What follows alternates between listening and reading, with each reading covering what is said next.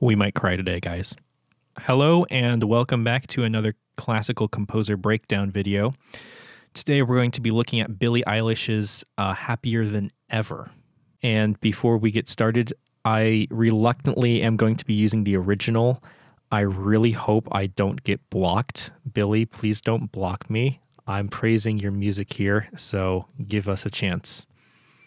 But with that said, if you do end up liking this video, please go ahead and like and subscribe down there. It's completely free. It helps me out so much. You have no idea. And let's go ahead and dive into the piece. When I'm away from you, I'm happier than ever. Okay, so the very beginning of the music. Sounds like we're maybe a ukulele. Maybe a ukulele, or maybe a guitar. I think it's a ukulele. But we start in a G major chord, which is a 5 chord of C major. And then we have a dominant 5. Then we have the 7th chord right here. When I can't sing her voice. Ha! When I'm alone. And then we have there's our C major chord right there. So we start on a dominant chord, dominant 7th chord, and say it with me. Dominant chords want to resolve to tonic chords. Again, dominants want to resolve to tonics. Dominants want to resolve to tonics. Dominants want to resolve to tonics. Dominants want to resolve to the tonic chord, and it does so right here. So she's being very good here. Very, very, very traditional. Let's back up a little bit just so we can get that chord progression again. When I'm away from you, I'm happier than ever. Whoa, right? Wish I could explain it better. I wish it wasn't true. Give me a day or two. So we'll stop it right there. So let's just take a quick look at this chord progression. So aside from the introductory 5-7 chord that we start on, the chord progression goes something like this.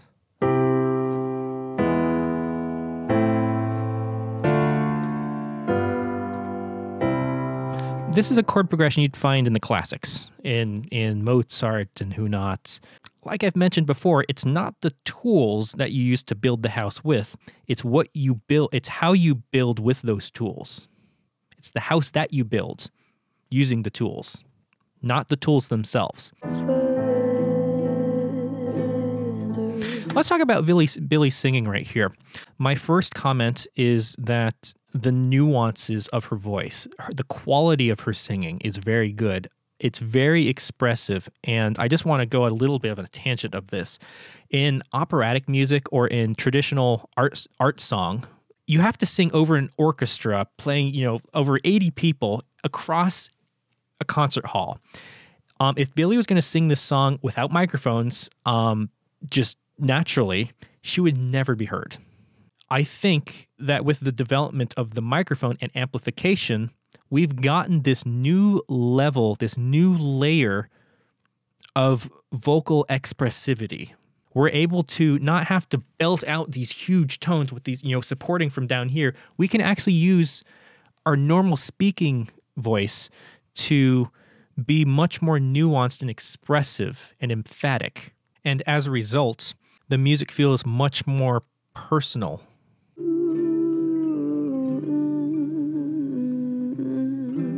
It's very nice, very lovely. I want to go back to this. This is something I did a little bit earlier in preparation for this video. This is a pseudo-Schenkerian graph. That sounded like a mouthful. What it is it's kind of showing the outline of the first phrase, just the first 50 seconds of the song. I didn't want to go any further than that because it would I don't think it would prove much. But this looks really complicated, right? And please don't click away. I'll explain everything. It's actually very simple. Even if you can't read music, I'll explain it to you. So let's go back to the very beginning of the song, and I'll walk you through this of what's going on. So the first, right? So we start on a 5 and a 5/7 chord, and then go to a 5/7 chord. Here's our chords up here, if this helps. This is going to be the melody line. The reason I did this is because I think there's a lot of musical narrative that's happening in Billy's singing that helps support the lyrics. This progression, this 3, 2, 1. First of all, that's a dissonance. And then this is also a dissonance. So there's a lot of clashing. There's a lot of rubbing that's going on. There's a lot of chaos, so to speak. A more traditional way, a more matter-of-fact way of voicing this might be going.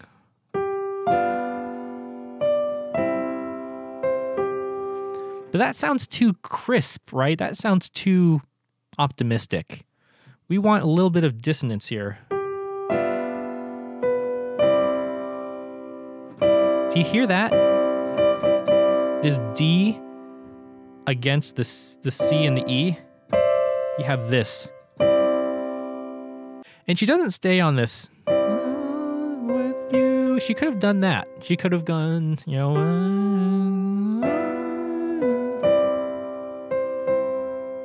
She could have done that, and that would have been perfectly fine. But she's deliberately avoiding the obvious resolution. Deliberately so.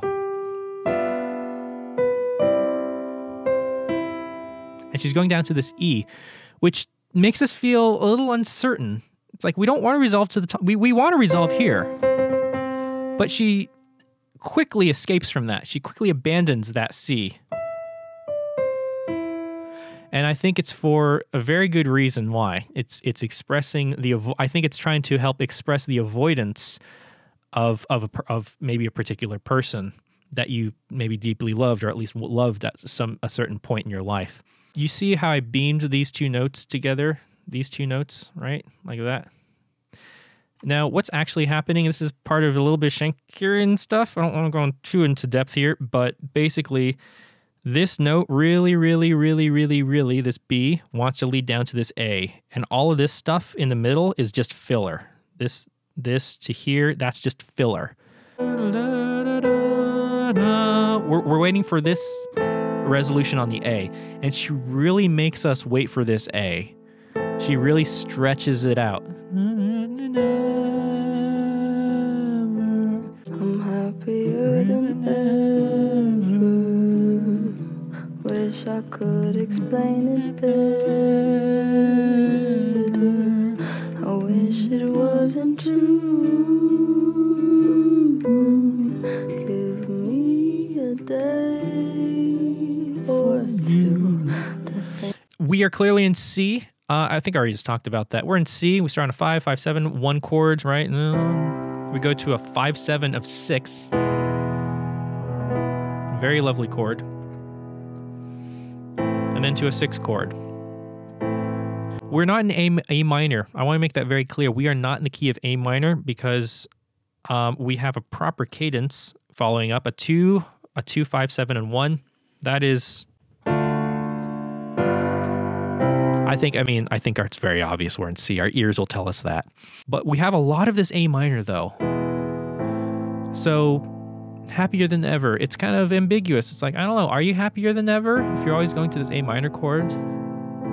That's my thought. And then again, you have this nice 3 descent. 3, do. Give me a day. So you're hearing. So overall, that's the overall arch that you're hearing. I'll play it again. Give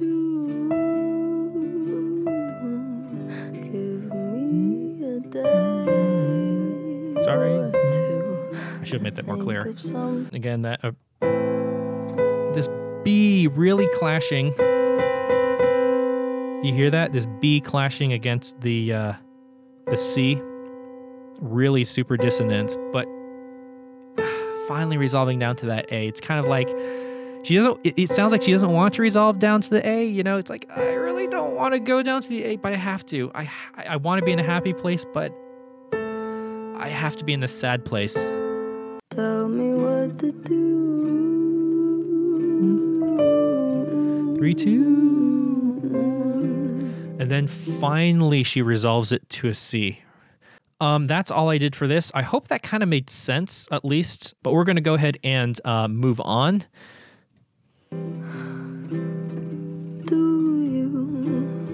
Read my interviews or do you skip my avenue when you said you were passing through? Was I even on your way?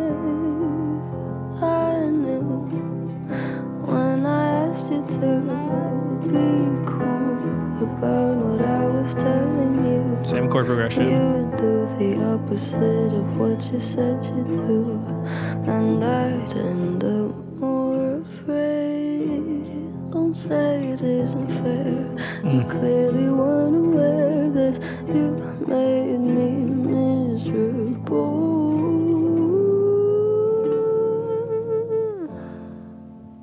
So if you really wanna know when I'm away from you, I'm happier than ever. Love the little echoing.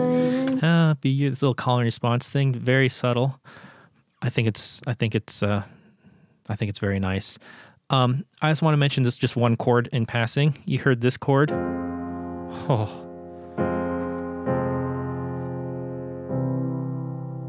Oh my God, isn't that the best thing ever?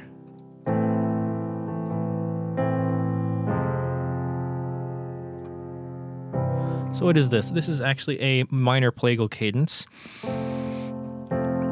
Several ways of looking at this. We're in C major. Fourth.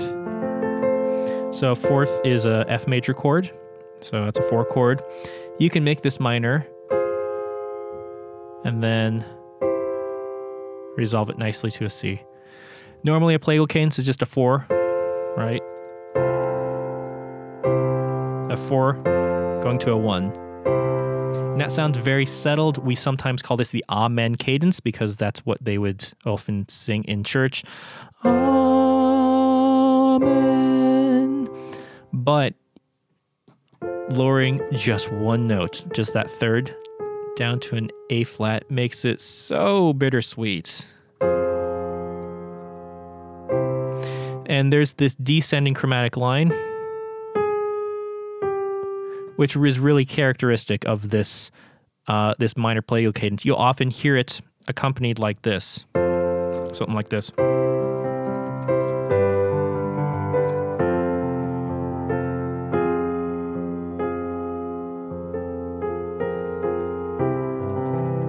Something like that, maybe. And it just,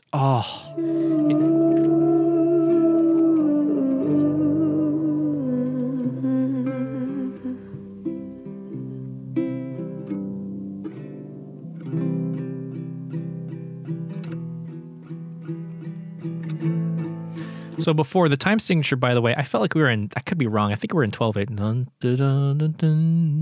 But now we're clearly in 6. 1, 2, 3, 4, 5, 6. 1, 2, 3, 4, 5, 6. We had this very introverted, self-consoling first half of the song where it sounds like she's discussing her inner feelings for an individual. It's inner dialogue. And now it's starting to become extroverted, external dialogue. These feelings that she's bottling up are finally just exploding as a giant outburst, as we'll hear. The influence, you scared me to death, but I'm wasting my breath, 'cause you only listen to your Because now it's becoming more of like, it's not me, it's you kind of thing. fucking friend. Which is where the fucking comes in. I mean, it's showing frustration. Swear words, by the way, are very effective when used appropriately. I don't have anything against swearing in music. It is very emphatic if used appropriately. It's showing frustration. So it's very appropriate. It's very much needed here. Relate Still same chord progression. Here it's getting more distorted, more crunchy.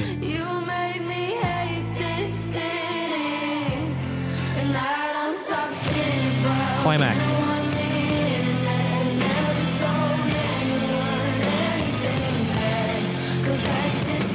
Do you hear the very big distortion and big clipping points in the piece that you're hearing right now, where it's just becoming very super compressed and just super, it's just right at the top. It's at the, that's a good example. Do you see like my green screen? Do you see how my hands can disappear? You can think of that as a waveform, and the waveform, if it gets to the top, it just clips it off, right? There's no data there. It just sounds like, nothing. And that's kind of what you're hearing here.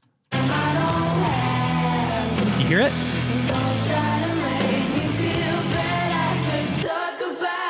Nice dropout. But going back to this clipping thing, this distortion thing, this is something that would occur in like very, baby's first amateur project, first, Ableton, song. I think this is intentionally done. This is the outbursting climactic moment of the song. Emotional outbursts are not controlled. As a result, things can get messy, distorted, and kind of not make sense and just become just a mess. And I think that's kind of a subtle intentional thing that they're doing here, like an artistic license that they're doing.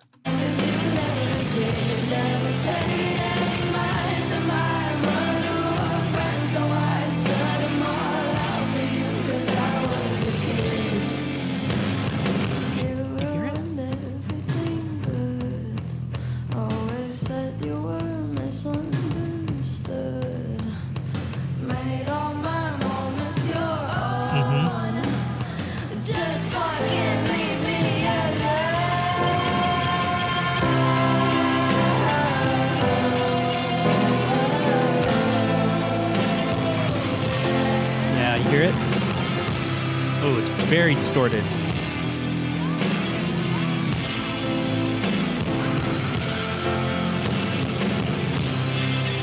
Let's just end this off. Yeah, do you hear it? Just all those hits just clipping. You hear that?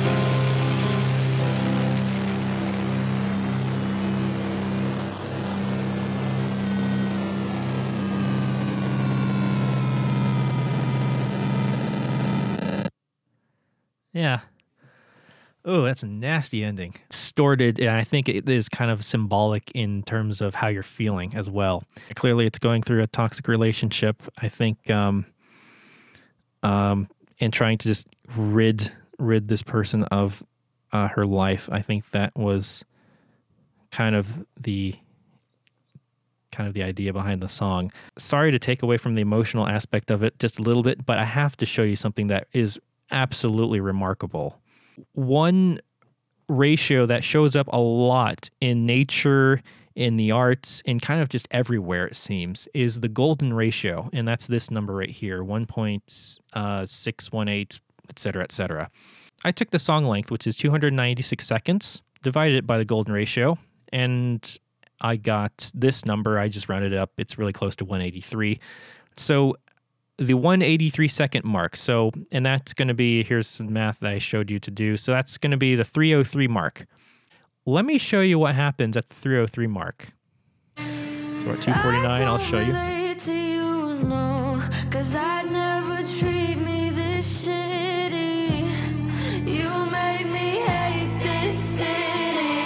One. 303. In case you think I'm kidding, there you go. We're at the 303 mark right now. That is when everything starts to explode.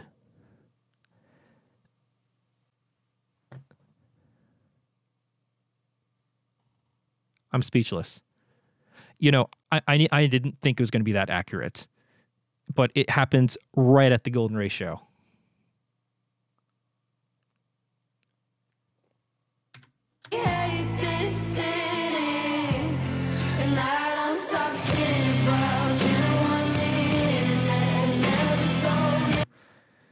I mean, my God, that is, I think that's a coincidence. I don't think this was planned. Most of the time, stuff like this isn't planned, the golden ratio. It just happens naturally. It's a natural division where it just feels right. The reason I bring this up is because it makes the song feel naturally balanced. You don't think about music theory. You don't analyze when you're composing. You just feel the music. You trust your intuition, and you just do it. I think I'll leave it there because I don't want to make my videos too long. So, but anyway, a very wonderful piece by Billie and her team for mixing, and producers for really cranking out this wonderful piece of music. I think it is a phenomenal example of what you can do with very little material. So with all that said, I hope you guys enjoyed this video. Definitely hit the like and subscribe. You have no idea. It really does help out a lot. It's completely free. You can always change your minds. I do really appreciate you guys watching. And let me know down in the comments section what else you would like me to review. And with all that said and done, I will catch you guys all next time. Take care.